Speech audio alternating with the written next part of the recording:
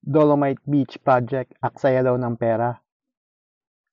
Naghain ng resolusyon si Bicol Saro Party List Representative Terry Ridon para maimbestigahan ang pag-aaksaya daw ng pera sa proyekto na Dolomite Beach sa Manila Baywalk.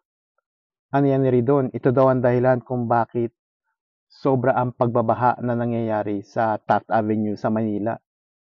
Sinabi ng mambabatas na ang Dolomite Beach sa Manila Baywalk Project ang dahilan ng pagbabara ng mga drainage system natin dito sa Maynila. Dahil daw sa Dolomite Beach, tuwing umuulan ay nagbabara yung mga drainage system natin na tulad ng Faura, Remedios, at Estero de San Antonio Abad. At dahil daw nagbabara, yung excess na tubig na galing sa drainage system na ito ay napupunta sa water sewage plant. Ay mali, sa sewerage treatment plant pala. Yung excess na tubig daw na dumadaloy galing sa drainage system ay hindi kinakaya ng water sewage plant natin. At dahil daw hindi kinakaya ng water treatment plant yung excess na tubig na napupunta dito, bumabaha daw yung Taft Avenue dahil doon dumadaloy yung mga ekstrang tubig na hindi dapat napupunta sa water treatment plant.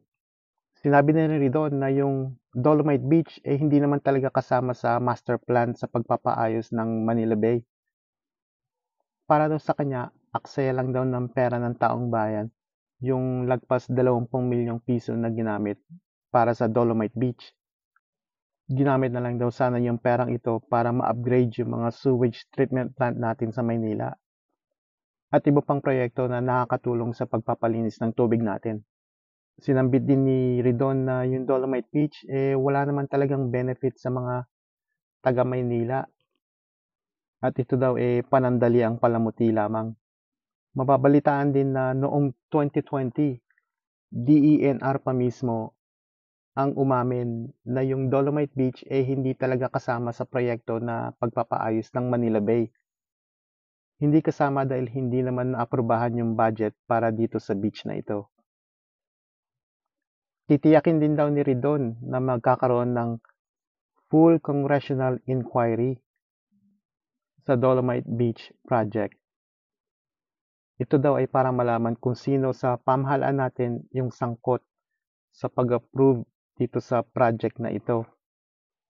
Dapat daw ay may managot at makasuhang kriminal yung mga taong nag-aksaya ng milyon-milyones na pera ng taong bayan. Dahil yung pondo daw ng gobyerno natin ay sobrang limitado. Sinabi din ni Ridon na kung sa investigasyon ay lumabas na merong graft at plunder na nangyari, so be it na lang daw.